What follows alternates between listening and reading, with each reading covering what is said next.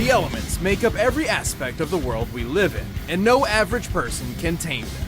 But somehow these kids can master them with a vengeance. Naruto Uzumaki, ninja prodigy of the Hidden Leaf. Like Aang, the Avatar. He's Wiz and I'm Boomstick. And it's our job to analyze their weapons, armor, and skills to find out who would win a death battle. Konoha, the village hidden in the leaves, is a pretty quiet town.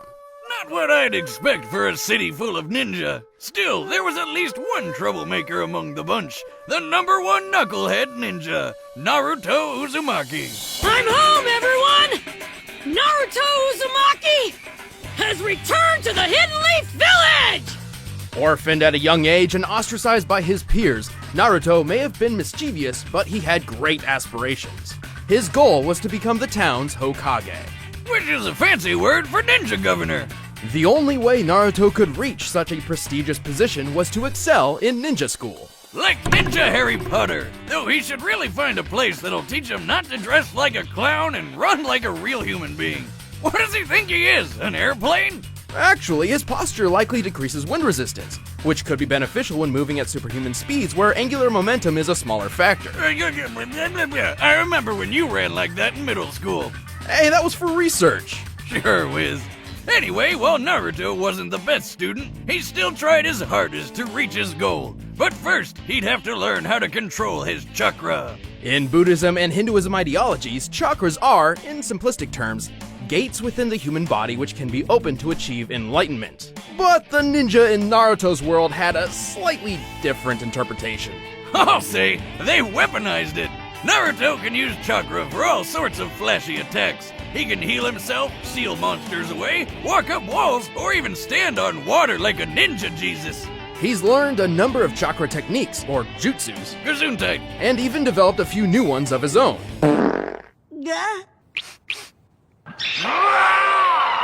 His signature move is the Shadow Clone Jutsu. Where he can copy and paste himself over and over and over again. Unlike the standard clone technique, shadow clones are tangible with their own combat capabilities. By dividing his chakra between himself and his clones, it's nearly impossible to distinguish the real Naruto from the fakes. And he can get pretty tricky when he makes thousands of them. But when strategies can't save the day, he can always just beat his opponents down with the Rasengan. By spinning chakra in his hand, Naruto creates a compact ball of energy which can blast through solid stone. While the Rasengan usually takes years to learn, Naruto figured it out after training for just over a week. He's invented more Rasengans than Willy Wonka's invented candies. But his top pick is the Rasen Shuriken. By combining the Rasengan with the element of wind, he uses it to turn the spinning ball into a spinning blade. This baby can trap you in a vortex of wind so sharp, it'll mess you up at a cellular level. Naruto has plenty of other techniques up his orange sleeves, including summoning, substitution, and transformation jutsus. He can even transform into a naked woman. Ho ho ho ho! Looks like he's been studying. I guess that's one plus side to not having parents. You don't need to worry about anyone walking in on you. While most individuals have chakra, everyone has a limit. The more physical and spiritual energy one possesses, the more chakra they'll have at their disposal. Just like the gas tank from a chainsaw. Thanks to his heritage, Naruto already has a great deal of chakra. Even still, he has far more than he reasonably should, all thanks to the beast within. Yeah, he's got a monster in his stomach. Let's backtrack a few years. On the day of Naruto's birth, his village was attacked by a chakra beast known as the Nine-Tailed Fox. A monster so destructive, a mere swing of its tails could level a mountain. In desperation, the Hokage at the time sacrificed himself to split the Nine-Tails in two, sealing one half within his own son, Naruto. So his first ever birthday gift to his son was a giant pet fox that can destroy cities? I wish he was my dad. Eventually, Naruto discovered how to communicate with the Nine-Tails. They didn't get along at first. Foxy would threaten to eat Naruto, Naruto would whack him over the head with a big shrine gate, you know, typical roommate drama. Still, they eventually became friends, and Naruto learned the fox's name was Kurama. Afterward, Kurama willingly shared his chakra with Naruto on a regular basis. And as a being composed of chakra, Kurama's reserves are gigantic. With so much power at his fingertips, Naruto can enter a bunch of different super forms. First up is Sage Mode, which sounds like something he'd learned from an old wise man or wizard, right? Nope, he learned it from a frog. This state increases all of Naruto's physical abilities. Furthermore, Sage Mode allows Naruto to perceive the entire area around him and tap into naturally occurring energy via Senjutsu. He can enhance his chakra attacks by adding natural energy, but if he's not careful, he'll turn into a frog. No, I'm not kidding. With Kurama's chakra, Naruto can enter multiple tailed beast forms, which drastically increases physical prowess and energy output. Best of which is the Nine Tails Chakra Mode. Flame on! It got even better when he befriended Mr. Fox, upgrading to the stronger, faster, tougher Kurama Chakra Mode. Chakra Mode grants Naruto extra protection, a sense for negative emotions, and the ability to create additional chakra arms. Whoa, that's a lot of hands. Gotta wonder what kind of things he does with those, right? Overwhelming attacks, extra maneuverability, creating Rasen Shurikens, the works. Yeah, that's not what I was. Creepy tiny hands! He can also shroud himself in a nine-tails-sized avatar and use Kurama's ultimate attack, the Tailed Beast Bomb. So destructive it can level a mountain range. And for his final form, it's spoiler time. Pay attention, cause, yeah. All of this chakra stuff started with an alien named Kaguya, who ate a fruit which basically created chakra. Later, she got all murder happy, so her sons stopped her. One of these sons, the Sage of Six Paths, had his own son named Ashura, and Naruto is a reincarnation of him.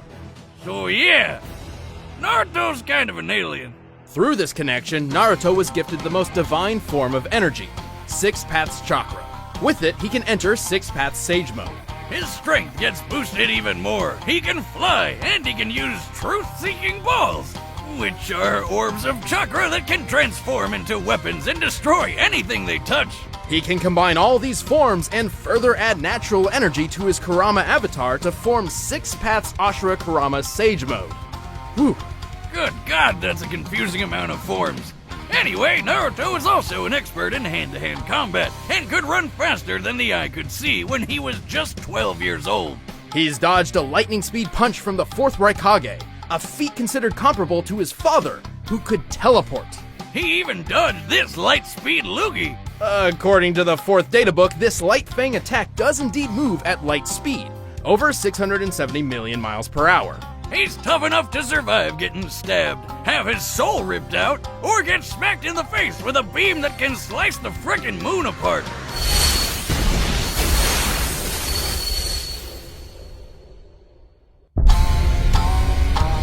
He's fought multiple tailed beasts at once, lifted a statue weighing several hundred tons, survived a fall from the clouds, gone toe-to-toe with invisible limbo shadows, and pulverized 6 falling meteorites simultaneously. His chakra is so tough he can power through Amaterasu, a fire jutsu with flames so strong they burn other flames. He could even make new eyeballs for blind people. What's up with that? Oh, and in his final fight with rival and possibly closet boyfriend Sasuke, their opposing power was so great they obliterated miles upon miles of land, changing the weather and disintegrating a lake. Only then, after defeating Sasuke, saving the world from Kaguya, and reuniting the split halves of Kurama, Naruto finally achieved his dream and became Hokage. But he's still pretty dumb. I mean, he named his son Burrito. Boruto. Yeah, close enough. I'm not gonna run away! I never go back on my word! That's my ninja! My ninja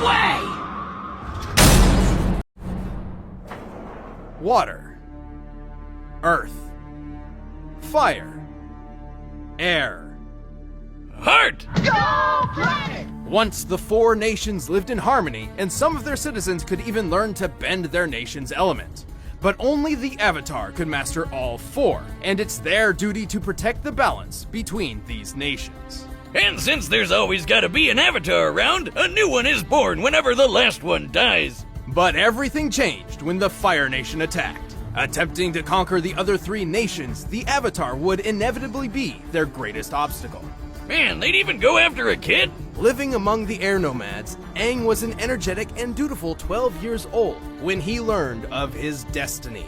He was the newest incarnation of the Avatar. But he totally wussed out, ran away from home, and got frozen in ice for 100 years. What the hell? That's not what I'd do if I found out I was an awesome elemental badass. I'd definitely find a way to make money off that. Boomstick, he's 12. Penguin! But running away actually saved his life, as the Fire Nation knew the next Avatar would be an air nomad and slaughtered them all in a horrific surprise attack. But the poor kid wouldn't be stuck in ice forever. He was eventually rescued by some new friends and began his quest to learn the other elements and save the world. And as an air nomad, he can really bend the wind to his will. He can use air bending to create whirlwinds and tornadoes or slice through solid stone. And he can fly! Whee! Well, it's not exactly flying, Boomstick. What he actually does is manipulate the air currents to keep aloft. That's why he carries a glider, complete with snacks.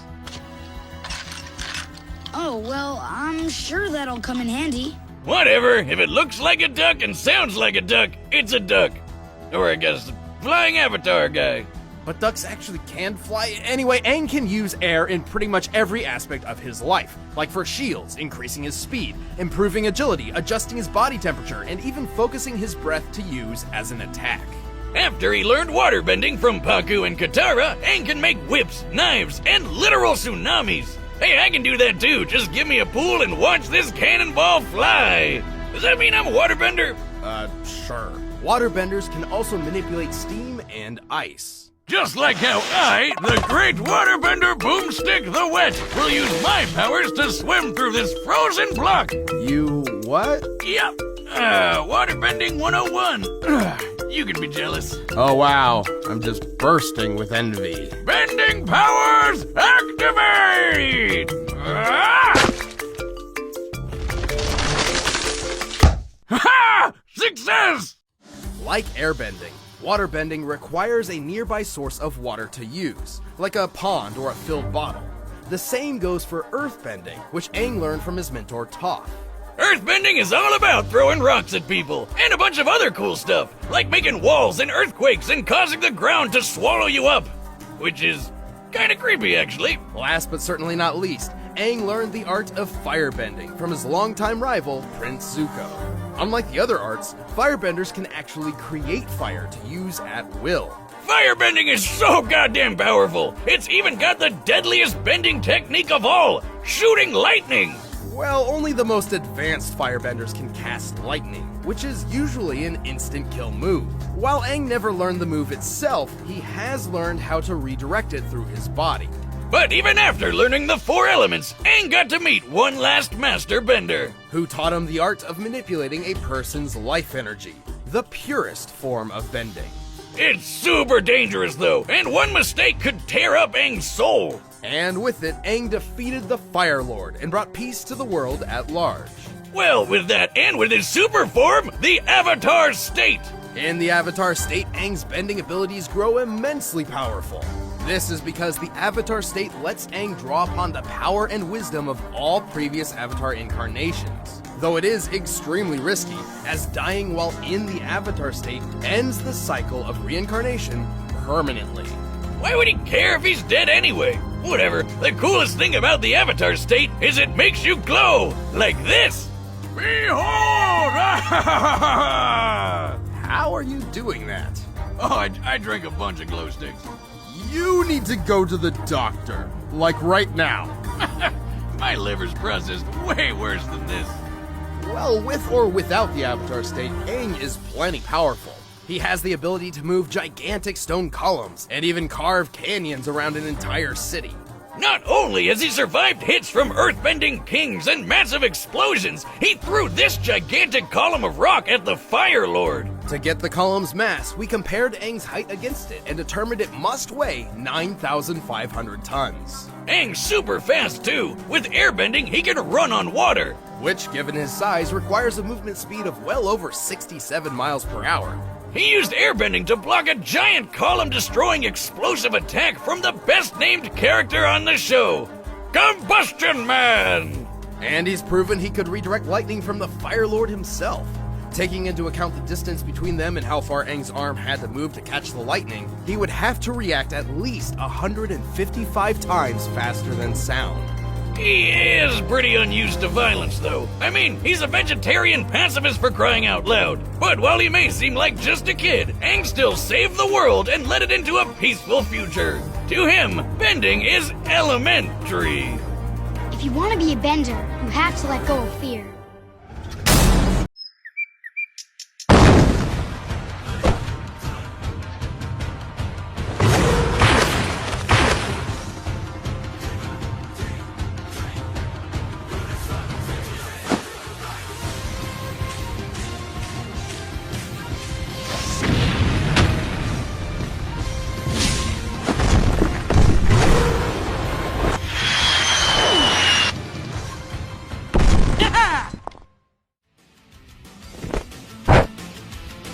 I don't know how to lose!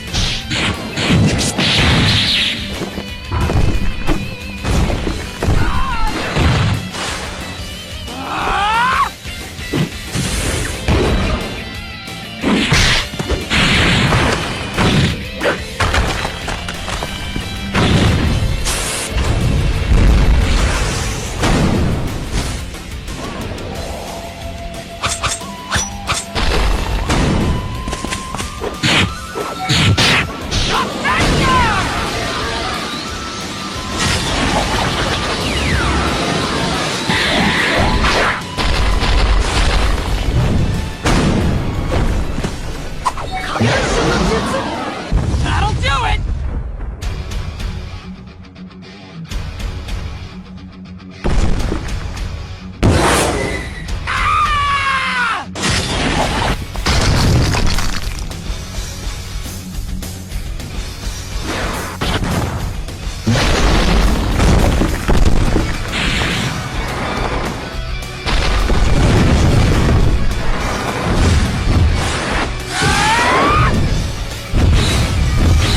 You're not getting away!